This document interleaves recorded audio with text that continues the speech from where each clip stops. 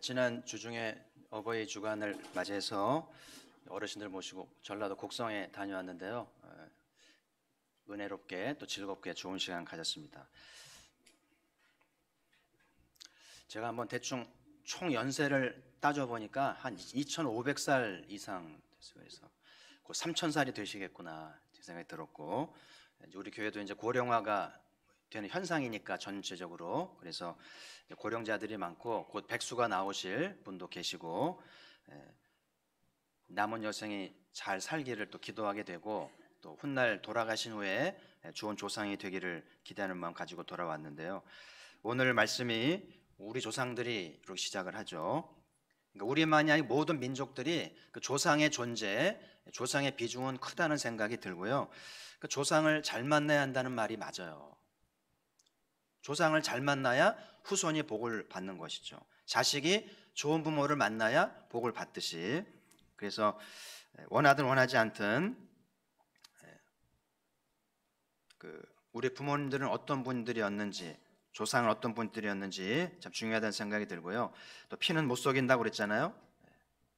그래서 지금 나의 모습, 나의 신앙은 그 부모와 조상에게 학습받은 대로, 유전받은 대로 재현되고 있다고도 봐야 되겠죠. 그래서 오늘 주일날 광야 이야기를 나누고 있는데, 후손들은 이 광야의 조상들의 신앙, 그들의 삶을 어떻게 바라보고 있고 뭐라고 말하고 있는지, 이 시편 기자는 조상들의 신앙을 얘기하면서 꾸미거나 덧붙이지 않고 있는 그대로 이렇게 소개하는 것을 보게 되는데요. 어떻게 말하는지 보세요. 7절에 보시면 주의 기이한 일들을 깨닫지 못하며 주의 크신 인자를 기억하지 아니하고 바다 곧 홍해에서 거역하였나이다. 우리 조상들은 깨닫지 못하고 기억지 않고 거역하고 이렇게 이제 소개하잖아요. 그 조상들이 들으면 얼마나 언짢을까요? 저것들이 기껏 길러놨더니 이렇게 얘기해? 그럴만한데, 근데 사실인 거예요. 없는 얘기는 아니잖아요. 13절 14절에 보시면 그러나 그들은 그가 행하신 일을 곧 잊어버리며 그의 가르침을 기다리지 아니하고 광야에서 욕심을 크게 내며 사막에서 하나님을 시험하였도다. 하나님을 잊어버리고 기다리지 않고 욕심을 내고 하나님을 시험하고, 그야말로 이 후손들이 조상들의 신앙을 정난하게 벌거벗기는 것처럼 하고 있지 않아요? 왜 이렇게 하는 걸까요? 후손들의 관심은 조상들이 얼마나 훌륭한가, 얼마나 잘 살았는가가 아니고, 후손들의 관심은 우리 조상들을 이끄신 하나님에게 있는 거예요. 우리 하나님이 이 부족한 조상들을 어떻게 인도하셨는지가 중요하기 때문에 조상들의 부족함에 대해서 기꺼이 나누게 된 것을 보게 되는데, 우리는 오랫동안 조상이 복을 준다고 믿어왔잖아요. 지금도 그렇게 믿는 분들이 많아요. 조상의 제사를 지내고 조상을 잘 따라야 된다고 생각하는데, 그렇기 때문에 조상에 대해서 함부로 말할 수 없어요. 잘못하면 화를 입기 때문에. 근데 유대인들은 좀 달라요. 복은 조상이 주는 게 아니라 누가 주신다고요? 유대인이 없으니까 하나님 주신다고 믿기 때문에 조상들에 대해서 말할 수 있는 거예요. 그래서 이제 이 시편은 조상들의 삶의 이야기를 통해서 지혜를 얻는 그런 책이기 때문에, 오늘 저는 이 조상들이 경험한 광야 이야기 후손들이 나누면서 어떻게 하나님을 배우고 또 어떤 교훈을 받는지를 나누면서 은혜를 받고자 하는데요. 자, 첫 번째, 하나님께서 자기 이름을 위하여 구원해 주셨습니다. 자, 10절을 같이 한번 읽어보죠. 시작. 그들을 그 미워하는 자의 손에서 구원하시며 그 원수의 손에서 구원하셨고. 그냥 미워하는 자가 아니고 그 미워하는 자, 그냥 원수가 아니고 그 원수잖아요. 마치 이것은 손가락을 가리키면서 이렇게 지적하면서 노려보는 듯한 그런 모습이라고 생각이 드는데, 애굽의 이스라엘 오랫동안 이렇게 노예로 삼으면서 얼마나 부리고 학대하고 희생시켰을까요? 그래서 그 미워하는 자, 그 원수라고 이야기하고 있는데, 이 말씀 속에 오랫동안 애굽으로에서 받은 그 상처와 그 맺힌 것들이 있다는 것을 느끼게 되잖아요. 그런데 이제 하나님께서 그 원수에게서 구원하셨다. 여기 구원하셨다고 하는 것은 이제 이스라엘이 노예 신분에서 해방되게 하셔서 자유민 되게 하셨음을 의미하는 것일 텐데, 그러니까 지금 광야에 있다는 것은 해방을 전제하는 것이죠. 더 이상 노예 생활하지 않고 해방이 되었기 때문에 광야는 불편하지만 해방의 기쁨, 자유를 누린 기쁨을 가지고 있는 삶의 자리라고 봐야 되겠죠. 오늘 이스라엘이 경험한 진정한 구원은 무엇인가, 성경이 말하는 참된 해방은 무엇인지를 좀 생각해 보려고 하는데요. 이 모세오경에는 크게 삶의 자리가 세 자리예요. 간단히 표를 좀 만들어 봤는데 이렇게 보시면 보이시나요? 애굽이란 삶의 자리, 그 다음에 광야라는 삶의 자리, 가나안이라는 삶의 자리가 있죠. 애굽은 노예를 하던 곳이고, 광야는 자유민이 된 것이고, 이제 가나안은 선민으로서 이제 살아가는 자리인데, 애굽은 과거를 말하죠. 그리고 광야는 현재를 말하고, 가나안은 미래를 말하는데, 우리에게도 과거, 현재, 미래가 있는 법인데, 이 셋 중에 과거, 현재, 미래 중에 제일 중요한 건 뭐겠어요? 우리가 어디에 중심을 두고 살아야 되겠어요? 과거 중심이에요? 오늘 중심이에요? 내일 중심이에요? 미래 중심이라고요? 그렇게 사십시오.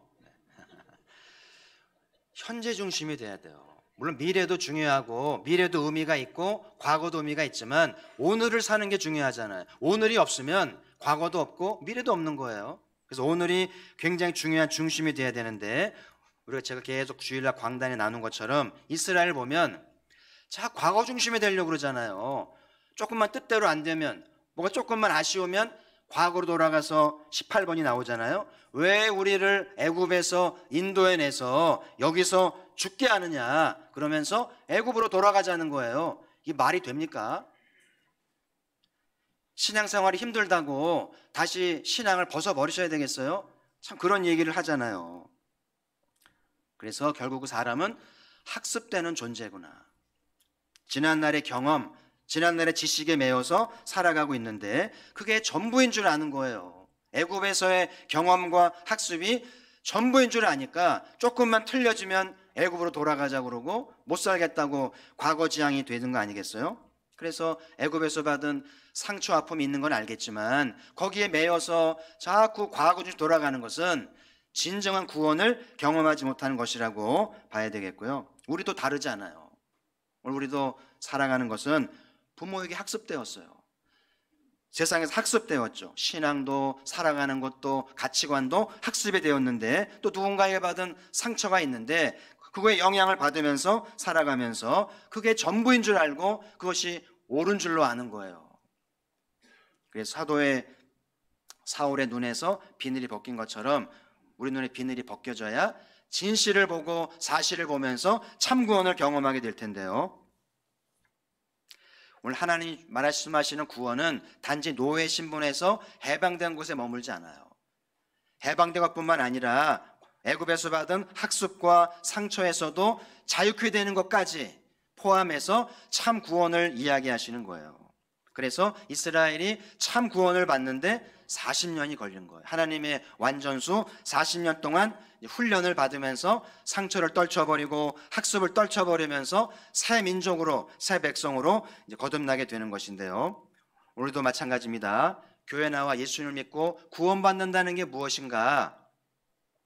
한번 성경 말씀을 또 보시죠. 골로새 1장 13절 같이 한번 큰 소리를 읽습니다. 그가 우리를 흑암의 권세에서 건져내사 그의 사랑의 아들의 나라로 옮기셨으니. 아멘. 아멘. 네. 우리 주일날 부활의 아침을 예배할 때마다 흑암의 권세 해방하신 주님을 찬양하면서 우리의 신분을 되찾고 우리의 구원을 확인해야 될 텐데요. 이스라엘이 바로에게서 억압을 당한 것처럼 우리 오랫동안 흑암의 권세에서 살아왔어요. 그래서 귀신에게 시달리고 점괘에 의존하고 온갖 탐욕을 부리면서 무지와 가난과 도탄 속에 살은 조상들이잖아요. 그런 역사가 있잖아요. 근데 예수님께서 우리를 이 모든 흑암의 권세에서 해방하신 줄 믿습니다. 근데 진정한 구원은 해방에 머물면 안 된다는 거예요. 해방은 되었지만 여전히 흑암의 권세받은 상처가 있고 지난 학습된 것들이 있는데 여기서부터 완전히 해방이 돼야만 참된 구원이라고 하는 거예요. 이스라엘이 그랬던 우리도 뜻대로 안 되면 과거로 돌아가려고 하잖아요. 자꾸 배우자 탓을 하고 조상 탓하고 부모 탓하고 현실을 탓하면서 과거로 회귀하려고 그래요. 그거는 과거에 매어 있다는 이야기죠. 아직 교회는 다니지만 예수님을 믿지만 참된 구원을 경험하지 못했기 때문에 그런 거예요. 그래서 우리도 시간을 두고 훈련을 받고 온전케 되어야, 과거의 상처로부터 온전케 되어야 참 구원을 받는 것인데, 여러분, 아물지 않은 상처는 있잖아요. 건드리면 아프잖아요. 무지 아픕니다. 소리를 지르죠. 몸만 아픈가요? 마음의 상처, 지난날의 상처로부터 이게 아물지 않으면 이걸 누가 건드리잖아요. 그러면 갑자기 흥분을 한다든지 소리를 지른다든지 막 과도한 반응을 하게 마련이에요. 아프니까. 왜 건드리냐는 거예요. 흔히 이거를 지뢰를 밟았다 그러죠. 그럼 지뢰 밟으면요 끝나는 거예요. 그러니까 사람들 안에 있는 그 지뢰가 그거를 밟으면, 그걸 딱 건드리면 과도하게 반응하고 흥분을 하면서 사고가 나는 거예요. 근데 여러분, 상처가 나오면 흔적은 있죠. 근데 아프잖아요. 그러니까 아문 상처는 만져도 아프지 않으니까 과민하게 반응하지 않고 흥분도 하지 않고 그냥 지나가죠. 지뢰가 제거된 거예요. 할렐루야. 불행한 것은 교회는 다니지만 여전히 흑암의 권세 아래 있다면 불행한 일이에요. 교회는 다니고 예수님을 믿지만 여전히 과거에 매여서 과거의 상처에 시달리면서 사는 것도 불행한 일이라는 생각이 들고, 오늘 이 아침에 이 자리가 흑암의 권세에서 해방되는 자리, 지난날의 상처를 아물어지는 자리가 되기를 주의 이름으로 축복합니다. 그래야 부부가 사는 거예요. 그래야 애들이 살고 교회가 살고 이 사회가 사는 것이죠. 오늘 이스라엘 후손들이 말씀하려는 것은, 우리가 구원받은 것은, 조상들이 구원받은 것은 조상들의 덕이나 공로가 아니라는 거예요. 조상들은 깨닫지 못하고 잊어버리고 거역하고 가르침을 기다리지 않고 욕심을 내고 하나님을 시험하고 조상인데요, 하나님이 자기 이름을 위하여 구원하셨다. 하나님 이렇게 구원하시는 것은 하나님께 권능이 있음을 온 만민이 알게 하시려고 하나님이 하셨다고 말씀하시잖아요. 기독교 신앙은 자기를 드러내지 않아요. 오직 날 구원하신 하나님만 높이게 되는데요, 그 흔적이 있는데요, 모세는 무덤이 없어요. 제가 성수순례 가보니까 모세가 죽은 느보산에 올라가 보니까 모세 무덤이 없잖아요. 그래서 이제 공사 한참이던데 모세가 죽었던 걸 추정을 해서 이제 시설을 만들고 모세를 기념하려는 기념관 만드는 걸 보고 온 기억이 나는데요, 왜 출애굽의 1등 공신 모세에는 무덤도 없을까요? 왜 하나님이 모세의 무덤을 허락하지 않았을까요? 모세가 한 게 아니고 누가 한 거라고요? 하나님이 하신 거예요. 모세는 지팡이만 들었을 뿐이에요. 나머지는 하나님이 하신 거예요. 만약에 모세가 무덤을 남겨두었다면 사람들은 어떻게 했을 것 같아요? 무덤을 또 신격화하고 추앙하고. 지금 실제 유대인들은 모세가 무덤도 없는데 신격화를 해요. 근데 무덤이 있으면 얼마나 높이며 그 우상화 시킬까요? 최근에 이제 우리나라 대표적인 기업들이 비리가 많이 나오는데요, 이제 3대째 경영 세습이 되고 있잖아요. 근데 보니까 비리가 막 드러나요. 근데 그 중에 하나가 이 창업주의 묘지가 이제 보존이 되고 관리가 되는데 회사 돈으로 하고 있는데요, 이 창업주의 묘지가 왕의 규모인 거예요. 몇천 평인데요, 규모도 크고 시설도 대단하고 비용도 천문학적인데 그 돈을 회사 돈으로 한 게 문제가 되는 거예요. 물론 이제 창업주가 회사를 일으켰고 이만큼 만들기 공로가 있고 그럴 만한 명분을 설 수 있는데, 그래도 회사 돈으로 하는 건 옳지 않은 거죠.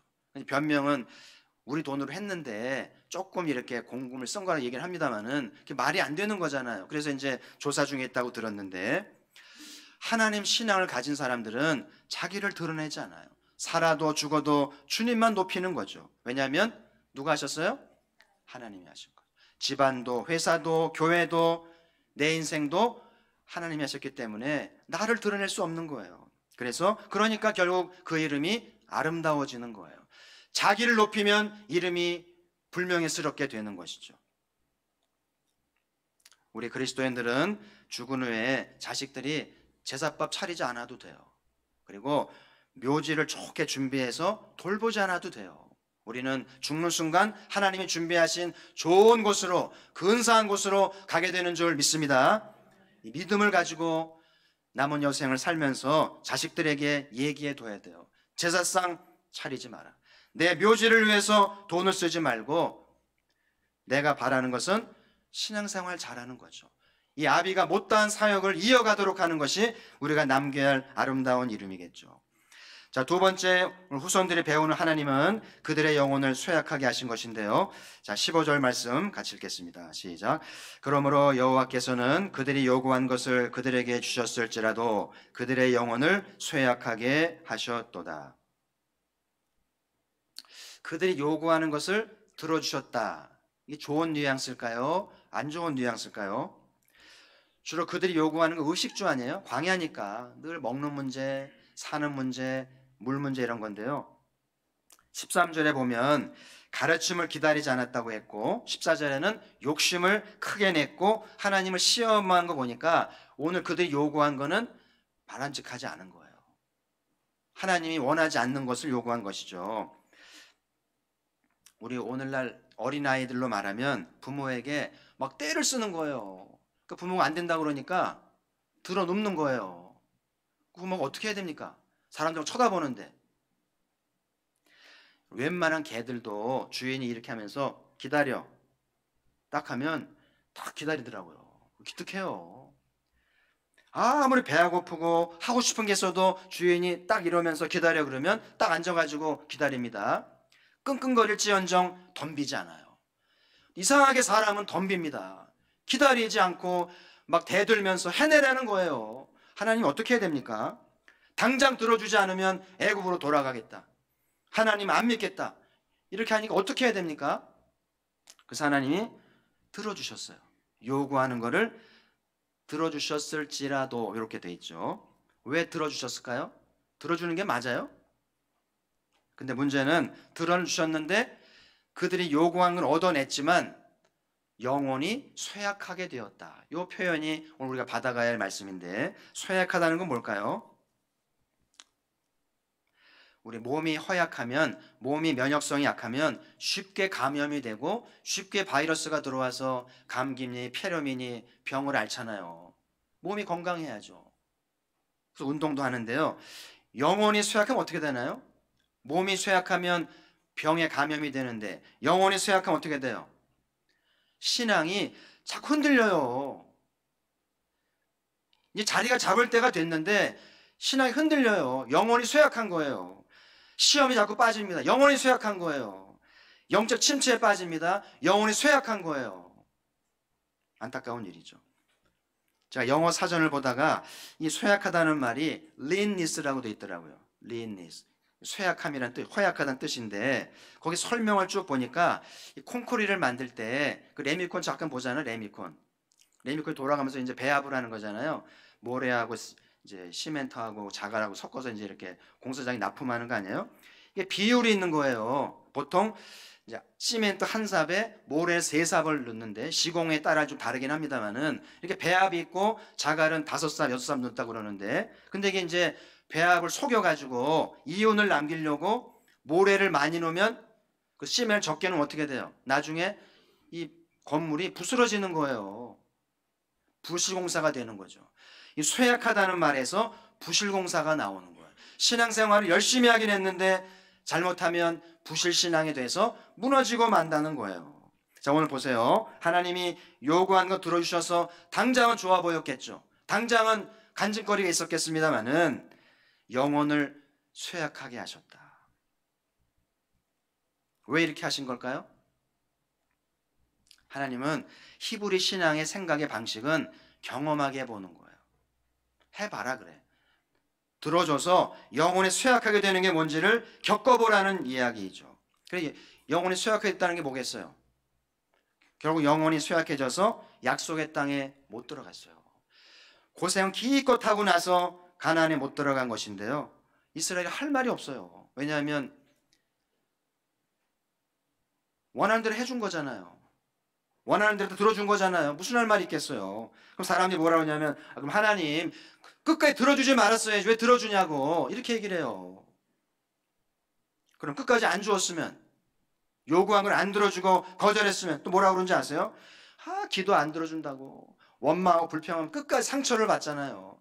결국 사람은 참 이기적이고 못되다는 생각이 들어요. 들어줘도 말이 많고 안 들어줘도 말이 많고. 우리도 하나님께 구하는 바가 있어요. 다 들어주시면 좋겠죠?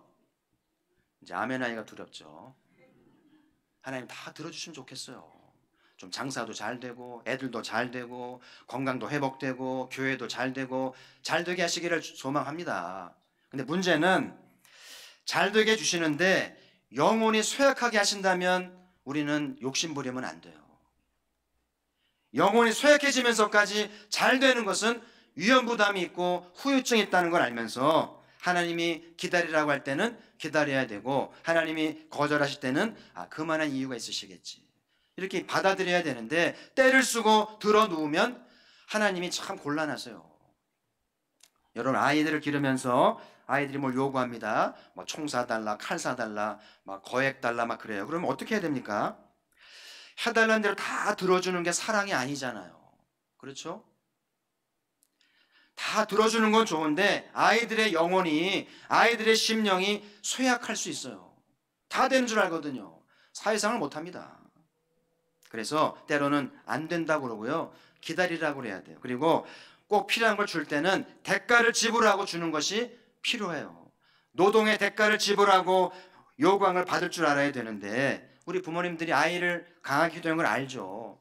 다 아는데 실제로 애들의 요구하는 거를 거절하지 못하는 안타까운 일이잖아요. 부모가 좀 더 냉정해야 돼요. 은혜 많이 받으시고요, 마음을 강하게 하시고 대가를 지불하고 아이들 요구를 들어주는 것이 필요하다는 사실이죠. 오늘 본문 말씀에 그들이 요구한 걸 들어주셨지라도 영을 수약하겠다는 말은 당장 필요는 채워졌지만 그들이 바라던 약속의 땅에는 들어가지 못하겠다는 말씀이 들어있는 거예요. 저는 늘 오늘 이 15절 말씀 묵상하면서 교훈을 받아요. 평생 꿈꾸었던 땅인데 오늘을 참고 살았는데 그 땅에 못 들어가서 얼마나 원통할 만한 일 아니겠어요? 우리가 보기에는 하나님을 잘 섬겨서 약속의 땅에 다 들어가기를 주의 이름으로 소망합니다. 우리 신앙생활하면서 하나님을 잘 알고 믿어야 돼요. 달라는 데 다 주시는 분이 아닌 거예요. 그게 사랑도 아니고요. 그래서 하나님은 때로는 거절하시기도 하시고 기다리라고도 하시면서 냉정하게 다루시는 것은 우리를 사랑하시기 때문에 진짜 좋은 거 주는 것임을 기억하면서 하나님을 알아가면서 잘 배우시기를 바라고요. 자, 두 번째, 조선들이 배우는 하나님은 일하시는 하나님이신데요, 조상들이 훌륭한 게 아니라 하나님이 다 하셨다는 이야기죠. 그러니까 유대인들의 조상이나 우리의 조상이나 다를 바 없어요. 부족하고 허물 많은 인간일 뿐인 거예요. 중요한 것은 우리 조상이 이끌어가신 하나님이라는 사실이죠. 그 우물가 여인 수가성 예수께서잖아요, 당신이 조상보다 큽니까? 그러잖아요. 그러니까 예수님이 내가 크지. 우리 하나님이 조상보다 크신 줄 믿습니다. 이 하나님을 믿어야 조상을 떨쳐버리고 조상에게서 자유할 수 있는 거예요. 오늘 본문에 하나님은 권능으로 일하신다. 권능을 가지고 애굽 왕실을 이기셨고 애굽의 군대를 물리쳤잖아요. 하나님을 이길 자 없습니다. 하나님의 뜻이 이루어지겠죠. 유대인들은 광야의 길을 통해서 하나님이 권능이 있고 하나님 이기신다는 것을 알면서, 그리고 우리를 위해 싸우시는 걸 알면서 이 하나님을 위해 목숨을 거는 것이 지혜이구나. 할렐루야.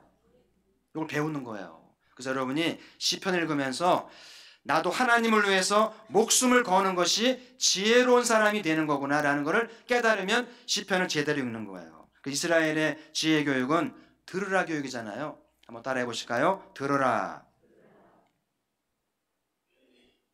하나님 말씀을 잘 듣고 그 말씀대로 목숨을 거는 것이 지혜의 교육이고 지혜로운 삶이라는 거예요.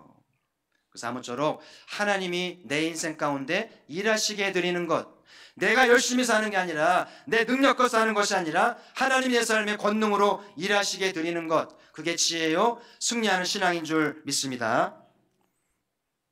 두 번째, 후손들이 배우는 지혜는 말씀을 기다리는 것인데요, 하나님 늘 말씀을 통해 하시는데요, 하나님이 모세를 통해서 말씀으로 때마다 일마다 먹이시는데 말씀을 기다리지 않고 때를 쓰는 거예요. 욕심을 부리니까 사단이 났잖아요.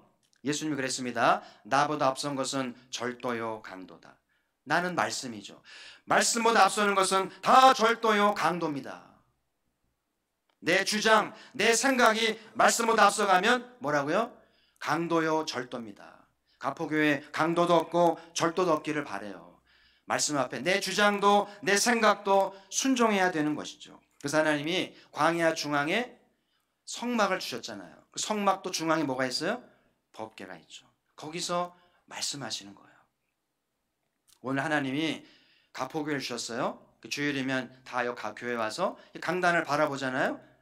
구약에 법궤가 있는 것처럼 오늘날 교회에 강단을 주시고 이 강단에서 말씀이 증거되게 하셨는데 그 말씀으로 살게 하신 거예요. 여러분 이 강단을 위해서 늘 기도하시고 이 강단을 사수해야 돼요. 왜냐하면 이 강단에서 삶의 해법이 나오고 삶의 지혜가 나오고 인도하심이 나오기 때문에 이 강단을 위해 기도하시고 강단을 사수하시기를 주의 이름으로 축복합니다. 성도 여러분, 삶의 세 자리가 있잖아요. 애굽이 있고 광야가 있고 가나안이 있어. 나는 지금 어디에 있는가?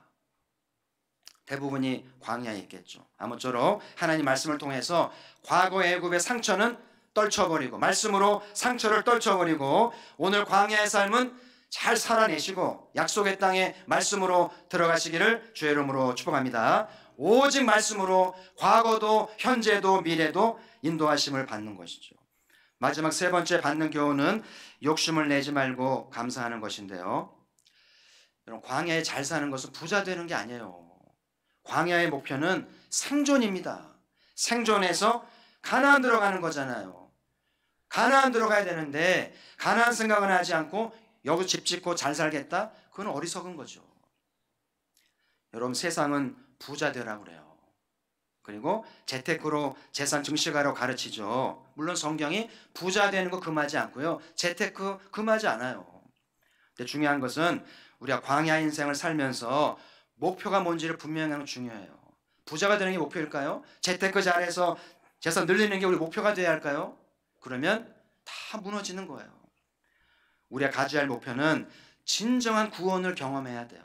흑암의 권세에서 해방을 경험하고 지난날 상처학습에서 완전히 자유하게 되는 상처가 아물어서 지뢰가 뽑혀지는 것까지 참된 구원을 경험하는 것이 우리의 목표가 돼야 돼요. 아멘. 교회가 여러분을 부자 되게 할 수는 없을 것 같아요. 그러나 여러분들에게 진중한 구원을 경험하도록 흑암의 권세에서 자유케 되어지고 모든 상처에서 해방되도록 도울 수는 있어요. 여러분 진정한 행복은 돈의 많고 적음이 아닌 걸 알잖아요. 근데 돈 욕심을 냅니까? 행복은요 과거에서 해방되는 거예요. 흑암의 권세에서 해방되는 거예요. 아멘. 돈이 해방해 주지 않아요. 그리고 내 자신을 찾고 나의 길을 가는 것이 행복이잖아요. 그게 우리의 목표가 돼야 돼요. 그래서 또 한 가지는 우리가 복을 받는 이유는 이렇게 부자가 되기도 하고 재테크로 재산이 늘기도 하는 것은 복음을 위한 것이 돼야 되는 거죠. 복음이 목표가 돼야지 물질이 목표가 되면 사단이 나는 거잖아요. 그래서 한 주간의 삶을 시장 중심이 아니라 교회 중심이 돼야 돼요. 예배를 귀히 여기시고 이곳에 나와서 말씀을 받아서 해법을 찾고 참된 구원과 참된 영생을 얻는 우리가 되기를 소망을 합니다. 성령 강림절이 다가오는데요. 약속하신 분을 기다리면서 은혜를 받으시길 바라고 나도 언젠가 조상이 될 텐데 어떤 조상이 될 건지 후손들이 우리를 뭐라고 말할지 늘 염두에 두시면서 조상들이 기념할 만한 좋은 조상, 믿음의 조상 되시기를 주의 이름으로 축복합니다. 하나님 아버지